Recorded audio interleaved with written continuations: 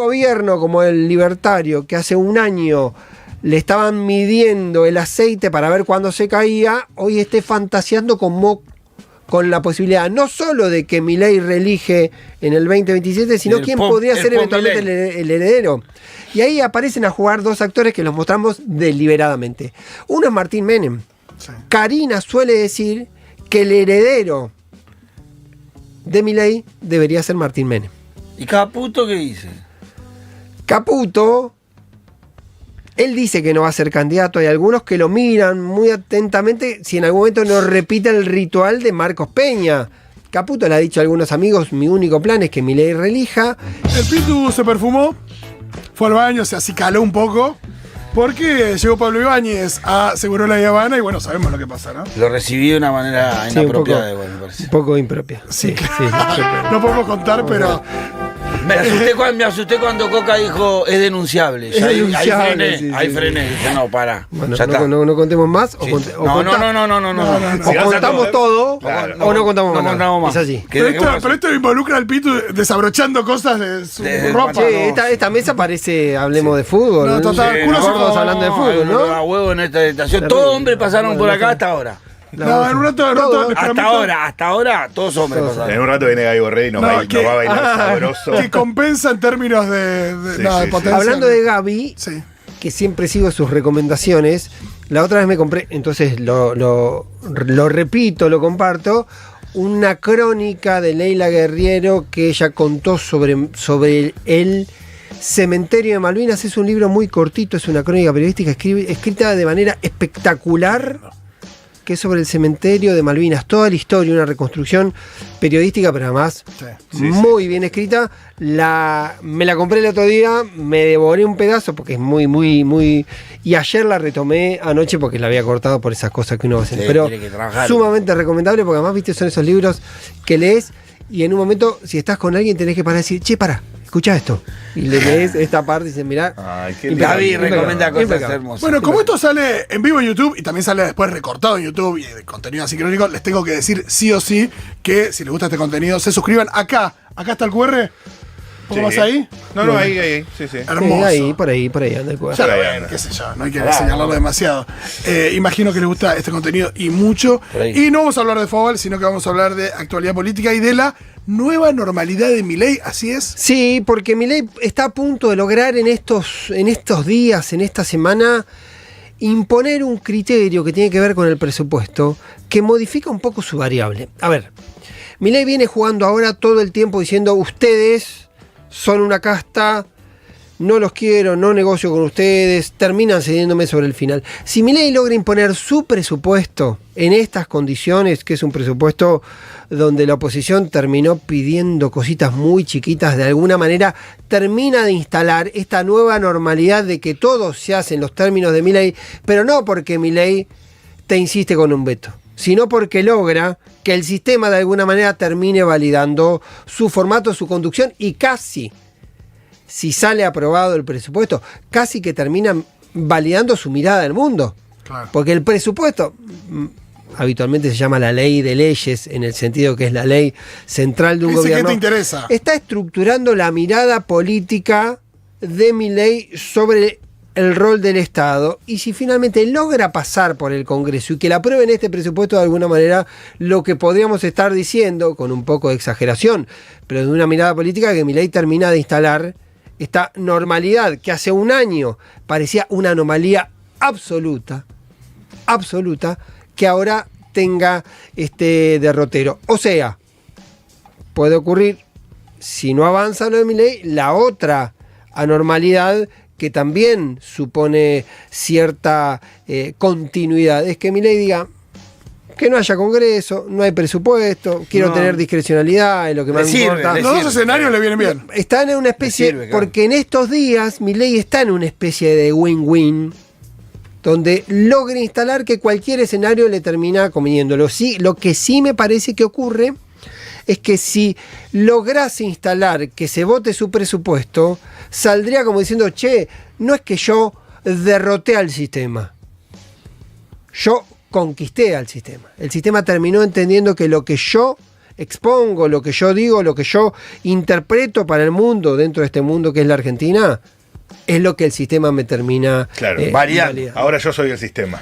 Ahora yo soy el sistema y yo pongo las reglas y los demás terminan aceptando mis reglas, porque en definitiva, si él no tuviese presupuesto y no hubiese extraordinarias, estaría diciendo, che, sigo ganando pero medio por la banquina. Claro.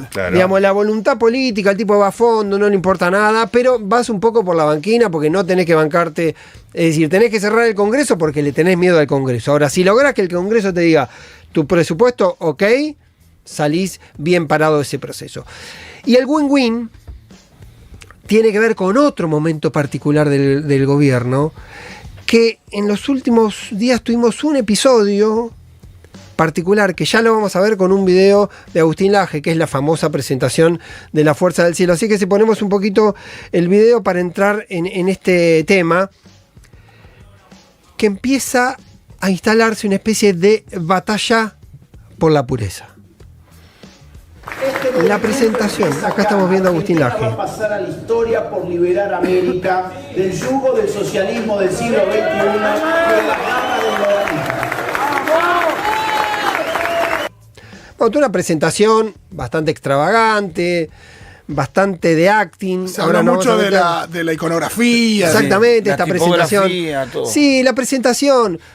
Muy de los fines de los 30, de Europa fines de los 30. Creo que todos le escapamos a esa idea de ir a procesos históricos vinculados con Mussolini, con Hitler, con el inicio de esos procesos, porque somos pudorosos. Pero cuando vos mirás la iconografía y no ingenuamente está presentado de esa manera. No, la iluminación de abajo hacia arriba. Está todo pensado, todo Pero bueno, pensado. Eso que cierta o no, vamos a revisarlo, lo verificará la historia, qué ocurre con esta administración y si vamos avanzando progresivamente en un proceso de mayor autoritarismo. Sí, lo que no hay que dejar de decir es que dentro de esa iconografía y dentro de ese escenario, ellos dicen ser el brazo armado de la libertad. Sí, y ahora nos vamos a meter con eso, porque en realidad, y ahí está lo que a mí me parece más determinante.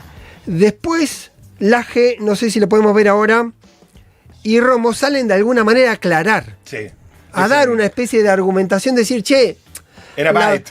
Era Byte, dice Agustín Laje. Vamos a Agustín Laje, que está bien con este baiteo de que la política y el periodismo se comió el baiteo de que no son fascistas, sino que era un chiste de alguna manera. No son los camisas pardas. Te recalentaste, guacho. Yo creo que el periodismo en general se comió un verdadero baiteo, un baiteo monumental, porque casi como una broma política a esto se le dio toda una estética, una serie de discursos, digamos así, radicalizados, mientras y escuchamos... los medios de comunicación tomaron la frase de somos el brazo armado, y cuando uno escucha el discurso entero del Gordo Dan, minutos más tarde el Gordo Dan dice, ¿y saben cuáles son nuestras armas? El arma más poderosa del siglo XXI es esta, el celular.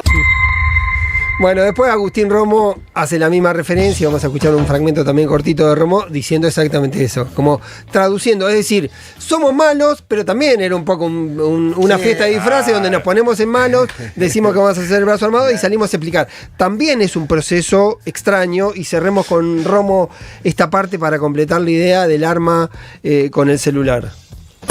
El video que se viraliza es al principio y después sigue contando la batalla cultural que nosotros venimos dando y dice, y al final, más adelante del video, que después te lo paso, dice, ¿pero armados con qué? Dice, ¿saben con qué armados, muchachos? Con el arma más poderosa del siglo XXI. Y agarró y levantó el celular. Amigo. Lo que pasa es que Laje dijo, en ese mismo discurso, habló de una división de la sociedad. La gente del bien y la gente del bien y la gente del mal, la gente que defendemos la libertad, y después dijo...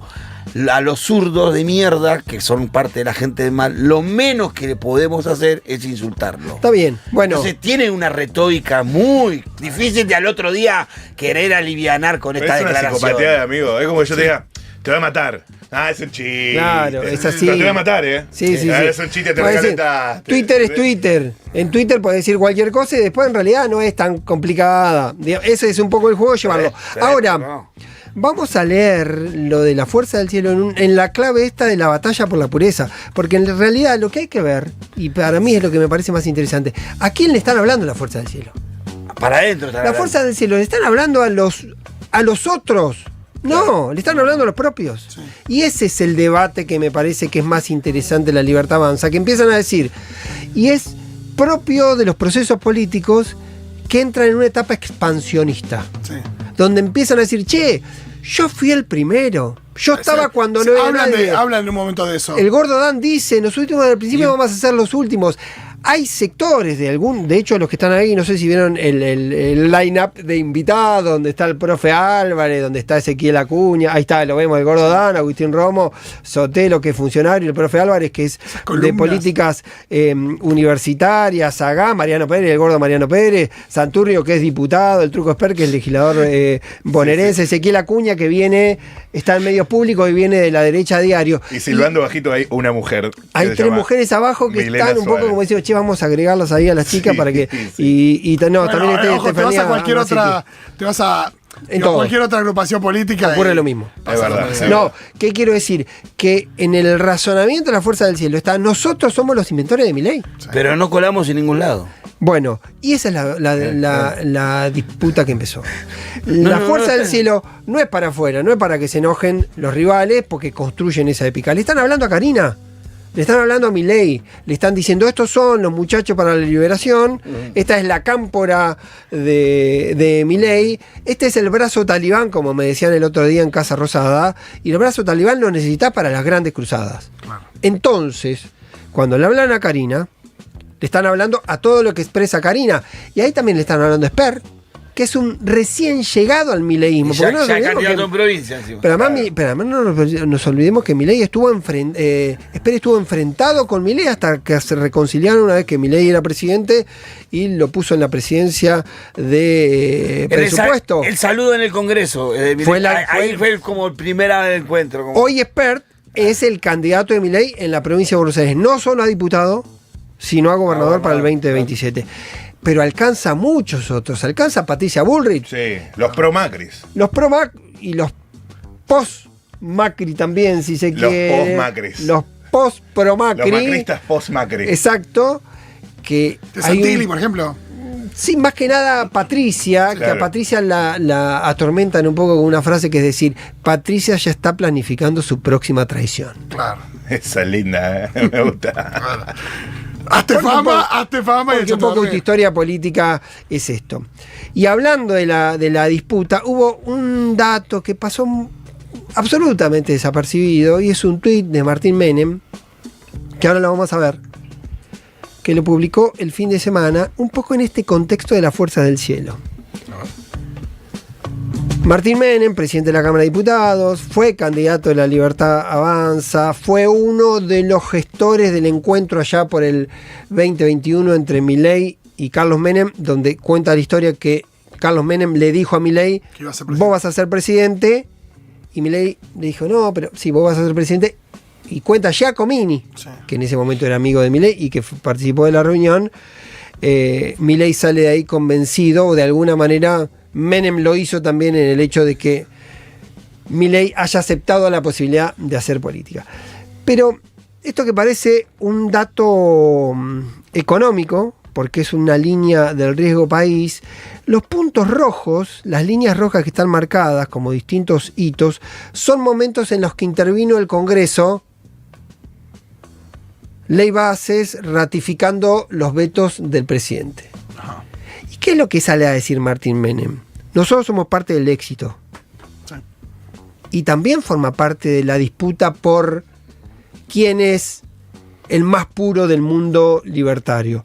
Porque Martín Menem, que todos los días pasa 4 horas en Casa Rosada, muchas veces esas 4 horas las pasa con Karina Milei, está advirtiendo, che, no Acá crean también, claro. que el gobierno es libertarios tuiteando. Acá hay una dinámica en la política convencional que es tratar de que el Congreso funcione, y lo dice de una manera muy, yo creo que exagera en la lectura, pero lo que está diciendo, cada vez que el Congreso, cada vez que el gobierno logró reforzar una postura del gobierno en el Congreso, baja el riesgo Me país. acuerdo que fue uno de los argumentos de un diputado, no sé si en la De Loredo. en la discusión del veto de. Ahora, de Loredo en TN del día después dijo, ¿qué va a pasar ¿qué van a decir los mercados si nosotros votamos una ley y cada vez que el gobierno tiene que tratar, tiene que ir a discutirlo al Congreso? Bueno, Total. para eso está el Congreso. El Ejecutivo Se y están el levantando Legislativo la mano diciendo, están papá, yo... para discutir eso. Digo, tenemos que mirarlo porque empieza además todo un ritual de veneración del líder, porque el Gordo Dan posiblemente sea candidato por Santiago del Estero. Él es de Santiago del Estero, su familia es de Santiago del Estero, y posiblemente haya que mirar los presentes y los invitados en las listas de La Libertad Avanza, haya una representación o quiera haber una representación de la Fuerza del Cielo. Y cuando hablamos de Martín Menem y hablamos de la Fuerza del Cielo, hoy vimos el episodio del AGE. Hay una batalla propia y hoy parece absoluta ciencia ficción, ¿sí? Pero ustedes, cuando yo le hable de un episodio histórico, lo van a recordar. A ver. El año 2017, Sí. Elecciones. Cambiemos, Sí, Unidad Ciudadana.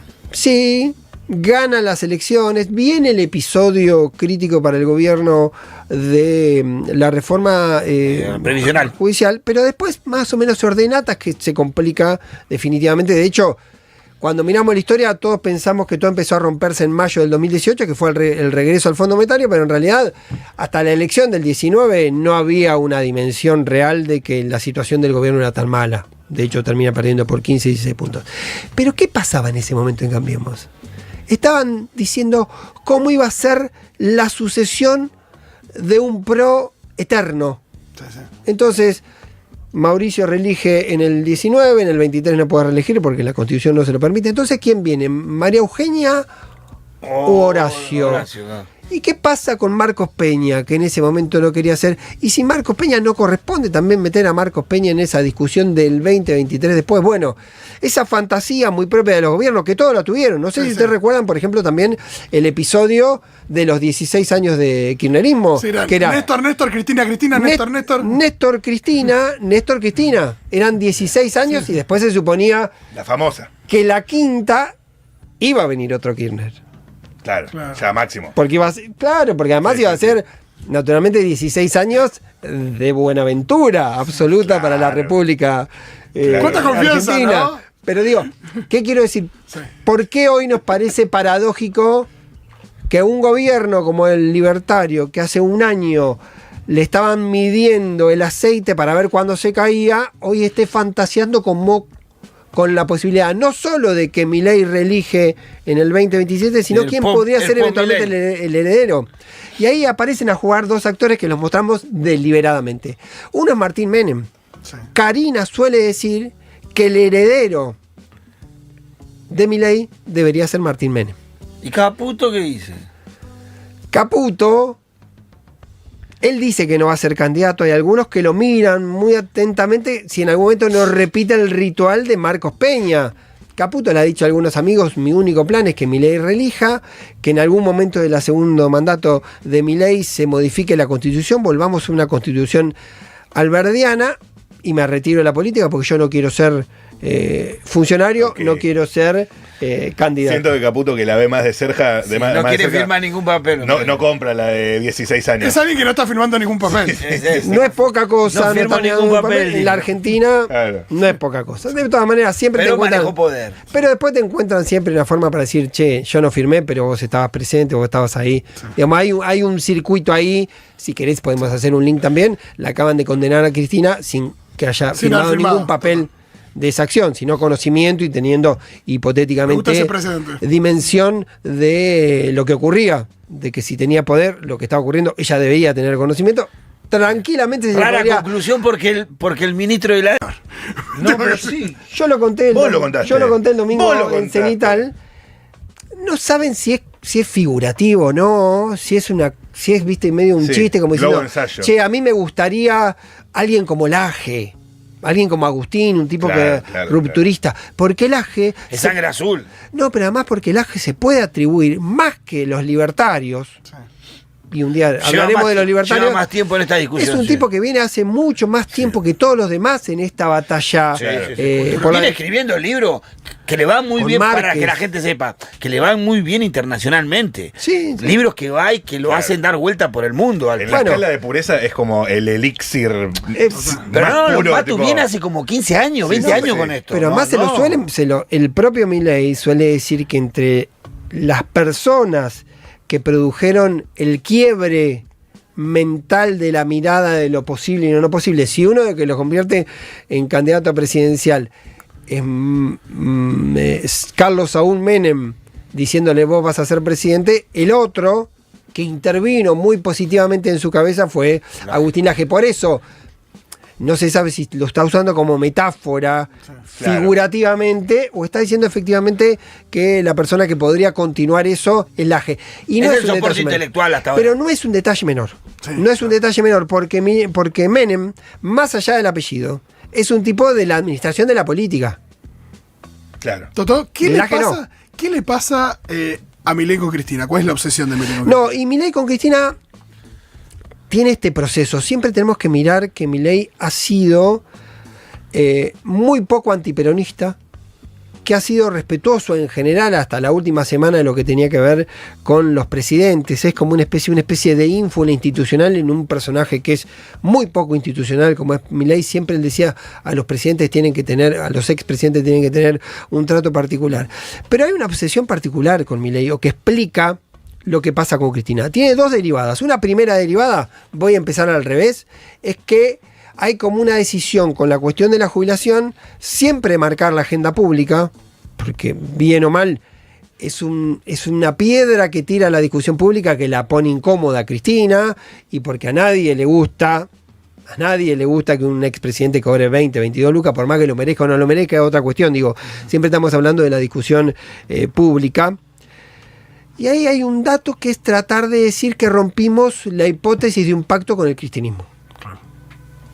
Si todos venían diciendo en la justicia y el macrismo, está en un pacto que tiene que ver con la justicia, con el hijo, con la corte, con los jueces, cuando mirá la lista de los 150 jueces que tiene que designar el gobierno, que tiene que mandar, hay muchos jueces vinculados de manera directa o indirecta con el ecosistema acá. Sí. Muchos. Y algunos dicen, esto forma parte de una primera aproximación para ver si puede haber un acuerdo judicial. Yo creo que una parte es decir, no pactamos con a quien mandamos de alguna manera en esa condición de poner en la dimensión excepcional de alguien condenado. Pero hay una preocupación, una obsesión, una reflexión, y una persona que estuvo con él en Olivos contaba la preocupación por la provincia de Buenos Aires. Y la preocupación por la provincia de Buenos Aires es que ha sido, para dar datos objetivos, las 3 elecciones que jugó la Libertad Avanza el año pasado en la provincia de Buenos Aires las perdió. Por país. Paso, general y balotaje. Las perdió las 3. En el conurbano nunca logró superar el 40% de imagen positiva. Hay un territorio ahí de muchísima hostilidad donde no termina de llegar, donde incluso hay presunciones de si hubiese una recuperación económica en sectores muy dinámicos como son el petróleo, la energía y demás, tampoco llegan al conurbano. No. El campo podría ser. No el conurbano, pero sí en el interior de la provincia. Sí, pero el interior de la pero una provincia, pero es partecita. Córdoba, Santa Fe y No, demás, lo que digo, te llega al lo que- conurbano es la reactivación de la industria y la construcción. Consumo. Total. Consumo y construcción. Exacto. Porque la construcción Claro, es la primera industria se pirámide, reactiva, claro. el piso de la La pirámide construcción. social, lo que tiene que ver con el consumo. De hecho, algunos datos que te miran te dicen, si vos mirás la pérdida de empleo, el 2/3 de las pérdidas de empleo formales tiene que ver Claro, eso con la parálisis de la construcción. Y eso es muy de sectores sociales bajos y esos sectores.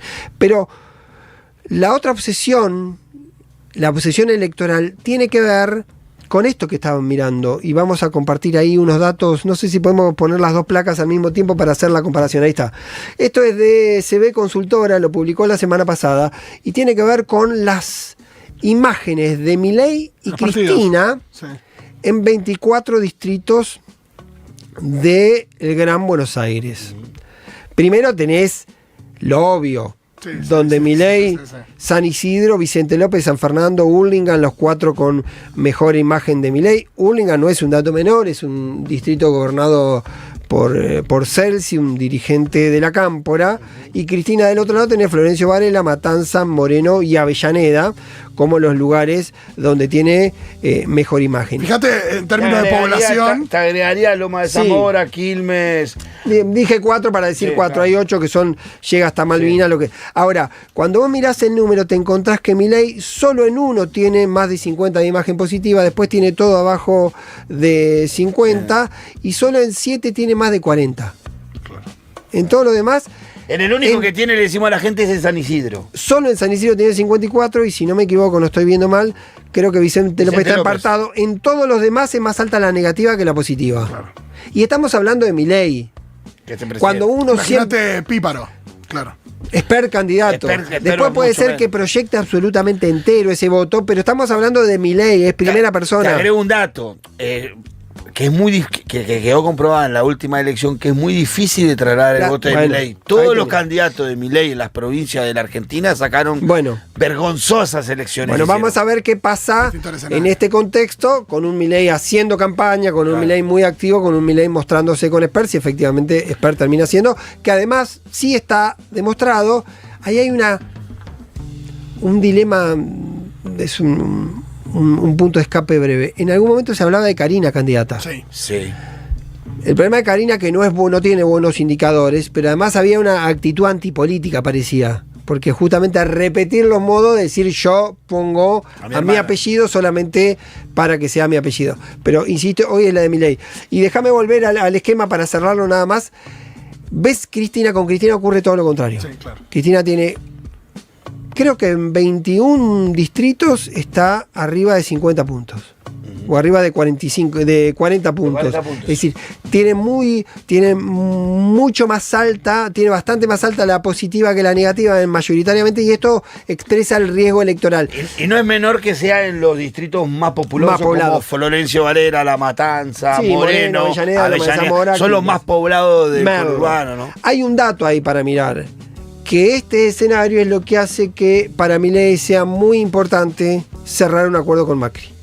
El propio Milei dice... Los 6 puntos son fundamentales. ¿Qué es lo que dice en Olivos Milei?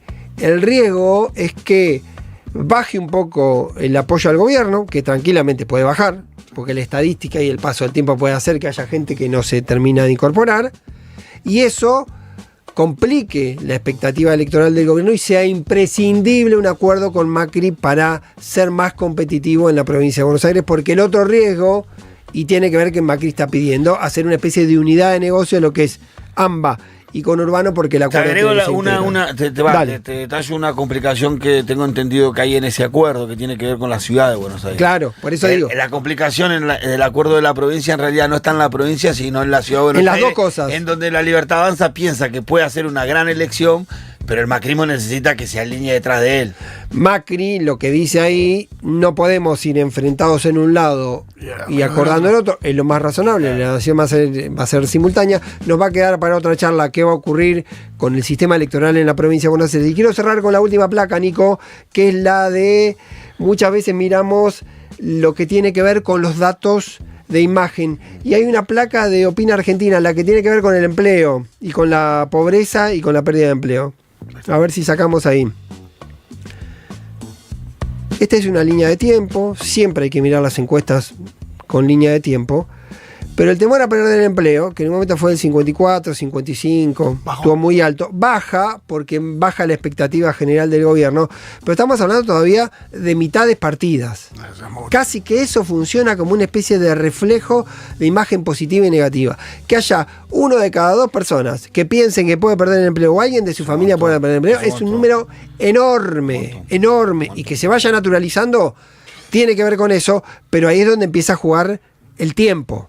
El riesgo, porque si hay un elemento que el gobierno de Milei ha logrado instalar unidad de expectativa y esperanza a futuro, en un momento la incertidumbre empieza a pesar más pasado el tiempo que la variable de la expectativa o la confianza, cuando empezás a mirar tu metro cuadrado. Y tu metro cuadrado es tu empleo o la gente que te vincula. Clarísimo. Muchísimas gracias, Toto. Nos vemos. Superlogica, sí.